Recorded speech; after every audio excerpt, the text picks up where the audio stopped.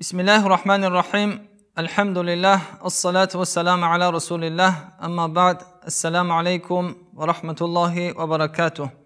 بینندگان گرامی، موضوع امروزه ما درباره احترام پدر و مادر خواهد بود و ببینیم که شریعت الهی برای ما خدمت آنها را چگونه امر می‌فرماید و این بزرگی دین من و شما را نشان می‌دهد که برای هر یک نقطه در زندگی امر دارد، نهی دارد. الله مهربان در سوره اسراء آیات‌های 23 و 24 الله ذوالجلال زیبا می‌فرماید: اعوذ بالله من الشیطان الرجیم و قضى ربك الا تعبدوا الا اياه وبالوالدين احسانا اما يبلغن عندك الكبر احدهما او كلاهما فلا تقل لهما اف ولا تنهرهما وقل لهما قولا كريما واخفض لهما جناح الذل من الرحمة وقل رب ارحمهما كما ربياني صغيرا.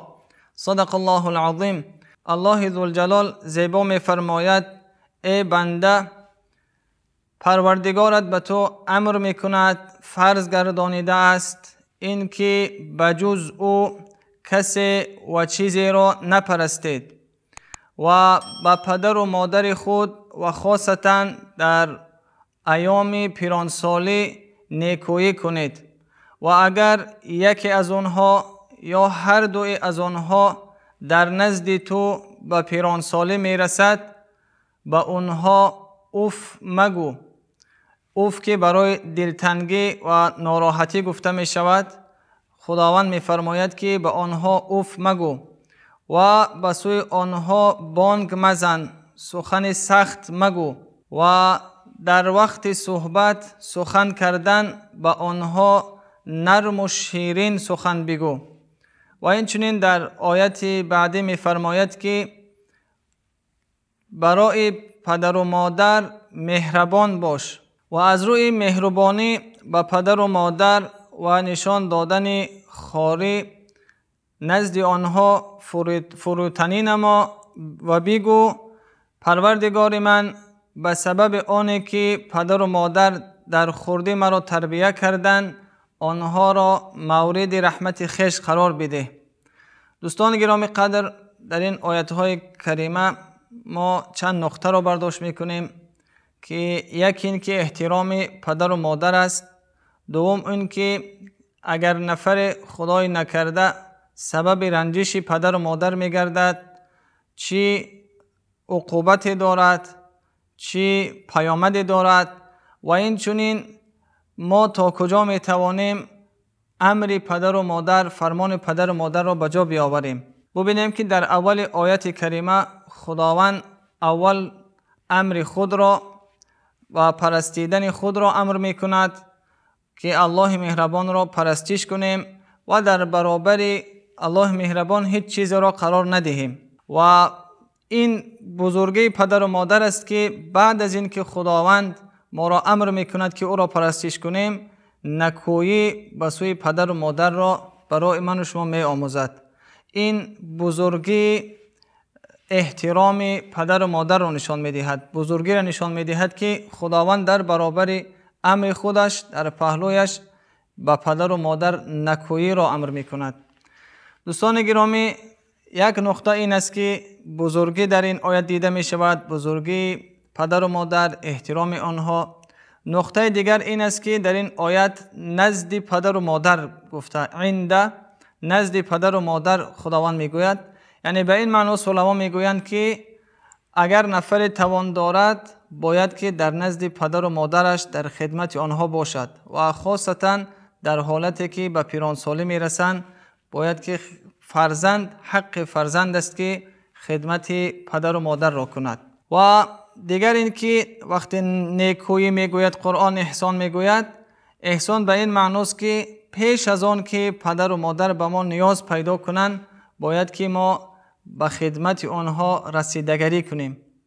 و امروز که میبینیم چه بسا شبکه‌های اجتماعی زیاد گشتگی هستند طریق تلفن و کوشش کنیم که اگر می توانیم هر روز هر وقتی که فرصت پیدا میکنیم با پدر و مادر خود در تماس باشیم، دعای آنها را بگیریم.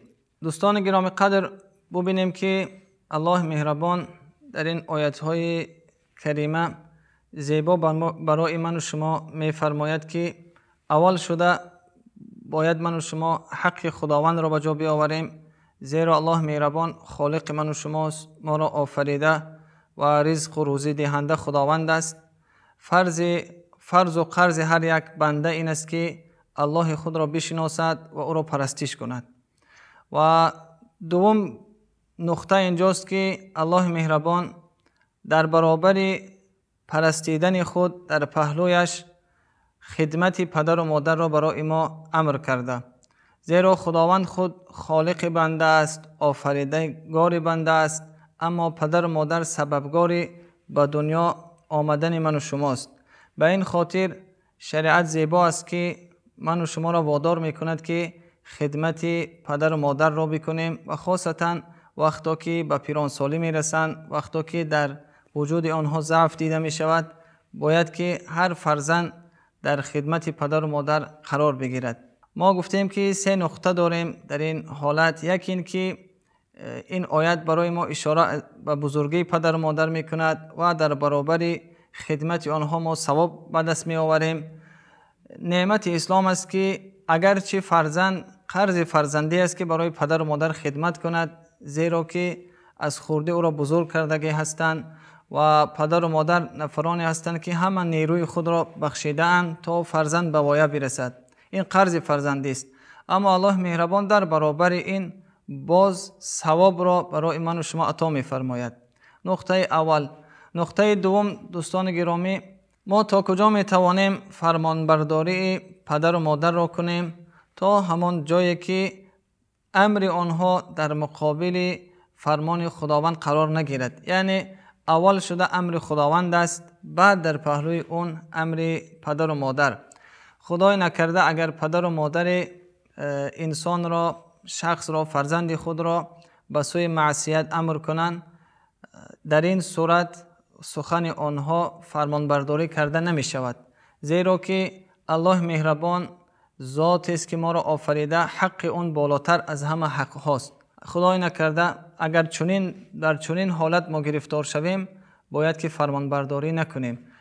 بعضی نفرها پدر و مادر شاید که امر میکند که فرزندش رفته شراب بیاورد، در این صورت امر پدر و مادر گرفته نمی شود. یا پدر و مادر هستند که نمیخواهند فرزندشان نماز بگذارد، در این صورت امر پدر و مادر فرمانبرداری کرده نمی شود.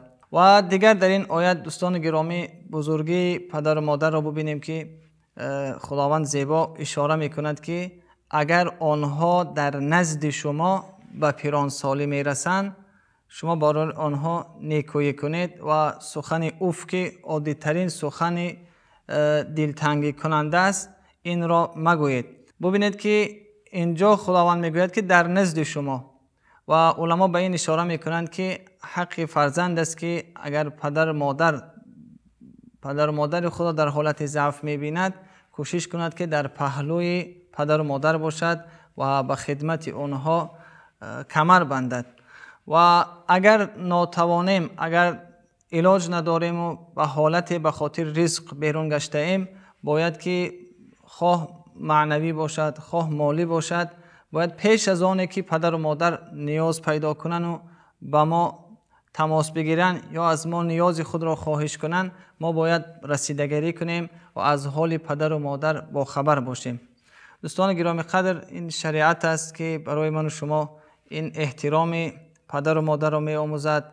این بزرگی شریعت است که در برابر خدمتی که حق فرزند است برای پدر و مادر، باز هم ثواب و اجر خداوند برای من و شما نوشته می کند. دیگر دوستان گرامی ببینید که چه بسا نفرانی که وقتی که بزرگ می شوند کمی دنیا به دستشان می آید، کمی مغرور می گردند و حتی می بینیم که به سوی پدر و مادر فریاد می زنند، صدای خود را بلند می کنند، نااحترامی می کنند. همین نقطه ها را خداوند امر می کند که شما نباید چنین کنید. شما به پدر و مادر نرم باشید، سخن شیرین بگویید و با آنها بانگ نزنید، صدای بلند نکنید. این امرهایی را که شریعت برای من و شما می آموزد. و در نزد آنها مهربان باشید، فروتن باشید و در برابر آنه که شما خدمتی پدر مادر میکنید باز هم دعا کنید که خدایا همچنان که آنها مرا تربیت کردن در خردی، خداوند آنها را در رحمت خود گرفتار کن. و دعا هم از ما طلب است که در برابر خدمتی ما، در برابر آنه که ما بر آنها درشتگو نباشیم، ملایم باشیم، سخن سخت نگوییم، باز باید دعا کنیم که خداوند آنها را به رحمتش گرفتار کند. و در احادیث پیامبر صلی الله علیه و سلم ما حدیث های زیاد داریم در باره فضیلت پدر و مادر. یکی از حدیث ها به این معناست که رضای خداوند در رضای پدر و مادر است و غضب خداوند در غضب پدر و مادر است. از این لحاظ دوستان گرامی ما کوشش کنیم که رضای پدر و مادر را به دست بیاوریم، زیرا که رضای آنها می تواند که وسیله باشد برای رفتن ما به جنت و غضب آنها می تواند که وسیله به جهنم رفتن انسان گردد. و دیگر نقطه اینجا است که چند عمل است که در همین دنیا جبران دارد، نتیجه دارد، پاداش دارد. یکی از آنها همین است که اگر نفر پدر و مادر خود را رضا می‌گرداند، دعای آنها را می‌گیرد، در همین دنیا نیکبختی و خوشبختی را می‌بیند. و خدای نکرده اگر نفر پدر و مادر را میرنجاند، در همین دنیا سختی آن را می‌بیند. در عمل دوستان گرامی یک برادری را می‌دانم که خیلی کارهایش خوب است و خیلی نگاه کردم که چی سبب است که همین برادر اینقدر در کارهای خود آمد دارد. همین نقطه را مشاهده کردم که هر صبح پیش از کار رفتنش از جای خود میخیست، پیش از همه به مادر خود تماس میگرفت، اول شده دعای مادر را میگرفت و به خود به این رسیدم که در حقیقت دعای مادر است که انسان در این دنیا هم خوشبخت است، هم در کارهایش هم آمد می شود، در کارهایش هم یک آمده هست. به این خاطر دوستان گرامی قدر ما کوشش کنیم که خدمت پدر و مادر را کنیم، خاصتا کسانی که حالا پدر و مادرشان در قید حیات هستند کوشش کنند که رضای آنها را به دست بیاورند، پیش از همه رضای آنها. یک نکته دیگری که ذکر باید کرده شود، بعضی ها تنها خاص قرار دادند که حتی نماز نمیگذارند، شاید روزه هم نگیرند، اما تنها در خدمت پدر و مادرند. شریعت الهی این را هم طلب ندارد که تنها یک نفر در خدمت پدر و مادر باشد. اول خدمت امر خداوند است، باید ما عبادت کنیم، از نماز و روزه امرهای خداوند را به جا بیاوریم و در پهلوی این خدمت پدر و مادر را باید کرد. و این برداشت نادرست است که یک نفر گوید که رضای خداوند در رضای پدر و مادر است و دیگر عملهای شریعت را انجام ندهد از نماز و روزه و حج و عبادات و تنها پردازد به خدمت پدر و مادر و گوید که من به همین به جنت داخل می شوم. این چنین نیست دوستان گرامی قدر، این برداشت خطا است، نادرست است. و ببینیم که آیت هم اول عبادت خداوند را، پرستش خداوند را امر می کند و در پهلوی اون احترام و بزرگداشت پدر و مادر را. و پدر و مادر که ما می دونیم سبب به دنیا آمدن ما هستند، چه بسا رنج می کشند و همون قوه و توان خود را صرف می کنند که تا ما به یک جای رسیم.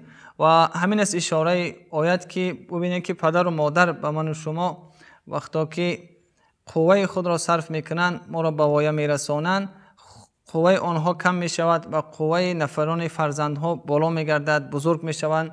در این حالت ساعت است که باید به خدمت آنها پرداخت. حالا علامه مشرق زمین، علامه اقبال یک شعر عجیبی دارد درباره مادر. میگوید که مادرت درس نخستین با تو داد، غنچه ای تو از نسیم او کشاد، از نسیم او تو را این رنگ و بوست، ای متاع ما بهای تو از اوست، دولت جاود از او اندوختی، از لب او لا اله آموختی. زیبا فرمودن علامه که هر چی که ما آموختیم از توحید، از خداپرستی، از نیرومندی از مادر خود آموختیم. حتی اولین کلمه‌ای که لا اله الا الله محمد رسول الله هست از زبان پدر و مادر آموختیم. به این خاطر بزرگ داشتن آنها، احترام کردن پدر و مادر قرض فرزندی هر یک من و شماست و کوشش کنیم که در این ساعتها خدمت آنها را بکنیم. و برای کسانی هم که اگر پدر و مادرشان از دنیا گذشته است، این ارشاد پیامبر صلی الله علیه و سلم است که در حق آنها دعا کنند.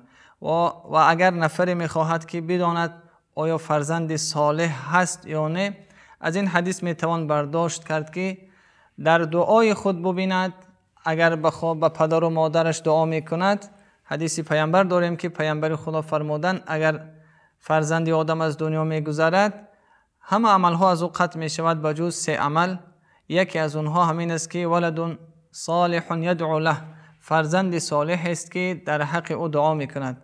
یعنی اگر انسان از دنیا هم گذشته باشد، فرزند در حق او که دعا کرد دعایش به پدر و مادر میرسد.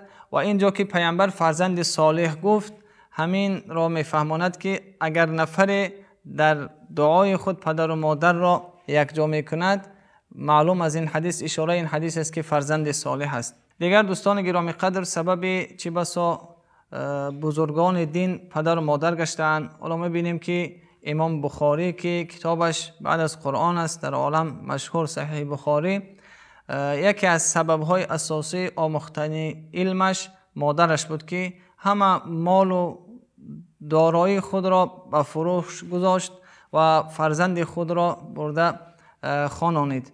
ببینیم که خدمت مادر بود که امام بخاری به اینجا رسید و کتابش تا به این روز قرار دارد و در عالم مشهور است.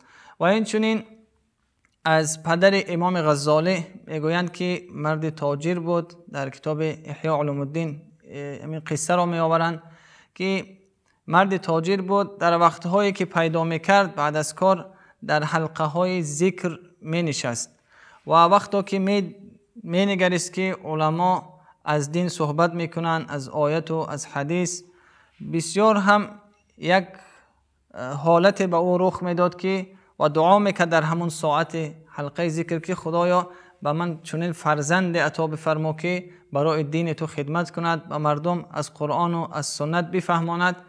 و میگویند که یکی از سبب‌هایی که امام غزالی به این مرتبه رسیدنش دعای پدرش بود که دعا میکرد که خداوند و فرزند ما را عالم بگردان. و ببینیم که این دعای پدر و مادر حتی که به ما هم نیروی خود را میبخشند، کار میکنند، رزق میآورند و همچنین در حق ما دعا میکنند و کوشش میکنند که انسان به مرتبه بالا رسد. به این خاطر دوستان گرامی قدر، اگر کسی که خدمت پدر و مادر میکند هم خوشبختی این دنیا هست، در این دنیا پاداش دارد، در عمل و کارهای خود برکت پیدا میکند و این چنین در روز قیامت هم سربلند است.